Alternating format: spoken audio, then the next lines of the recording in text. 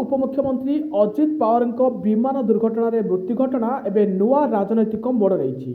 अजित पवार देहांत खबर आसिया परे विभिन्न महलू शोक वार्ता आसबार लगी।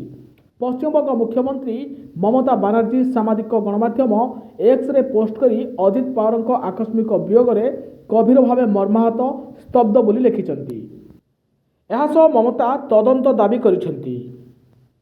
यहां केवल एक दुर्घटना बोली न मानी घटनार उच्चस्तरीय तदंत करा जाऊ बोली से लिखिछंती तांको एक्स रे। ममता बानार्जी गणमाध्यम को प्रतिक्रिया दे कहिसंती जे अजित पवार मृत्यु रे उपयुक्त तदंत हेबा निहाती आवश्यक। यह सीधासलख सुप्रीम कोर्ट को तत्वावधान में करा जिबा उचित। से इंगित करिसंती जे पवार शासक महायुति मेंट ठारू दूरेई जाउथिले। से शासक दल सह थिले मध्य बीजेपी छाड़िबा नहीं चर्चा होउथिला। एभली परिस्थिति रे आकस्मिक दुर्घटना सन्देहजनक मने होउछि। एहासह देशर लोकंक पई कोनोसी सुरक्षा नाही। आमे केवल सुप्रीम कोर्ट को उपरे भरोसा करू, अन्य कोनोसी एजेंसी उपरे नुहे बोली कहिसंती ममता।